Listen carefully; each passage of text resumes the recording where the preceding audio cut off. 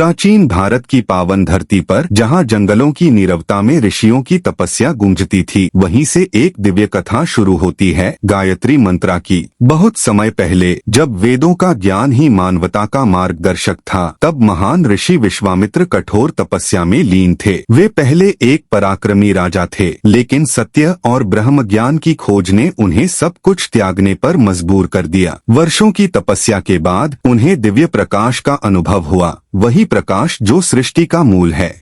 उसी दिव्य अनुभूति से उनके हृदय में एक मंत्र प्रकट हुआ, जो आगे चलकर गायत्री मंत्र कहलाया। यह मंत्र पहली बार ऋग्वेद में प्रकट हुआ, मंडल 3 सूक्त 62 मंत्र 10 में। यह कोई साधारण मंत्र नहीं था, बल्कि 24 अक्षरों में समाया हुआ ब्रह्मांड का सार था। एक प्रार्थना जो मनुष्य की बुद्धि को प्रकाश की ओर ले जाने का आह्वान करती है। समय बीतता गया, युग बदले, कथाएं बढ़ी, और एक समय ऐसा भी आया जब लोगों ने इस मंत्र को रामायण से जोड़ना शुरू किया। कहा गया कि रामायण के 24,000 श्लोकों में से हर 1000वें श्लोक का पहला अक्षर लेकर यह मंत्र बना है। लेकिन यह केवल एक सुंदर कल्पना थी, एक आध्यात्मिक प्रतीक। वास्तव में गायत्री मंत्र रामायण से पहले का है। वाल्मीकि द्वारा रचित रामायण में इसका निर्माण नहीं हुआ, बल्कि बाद के भक्तों ने दोनों महान ज्ञान स्रोतों को जोड़ने का प्रयास किया। फिर भी इस विचार में एक गहरी सच्चाई छिपी थी।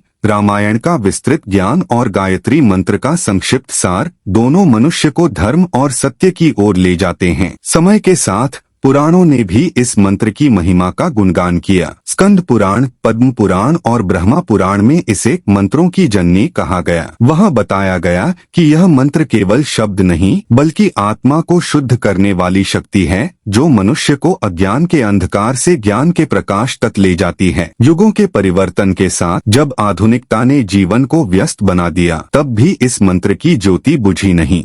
विश्व गायत्री परिवार जैसे संस्थान इस दिव्य ज्ञान को सर्वसाधारण लोगों तक पहुंचा रहे हैं।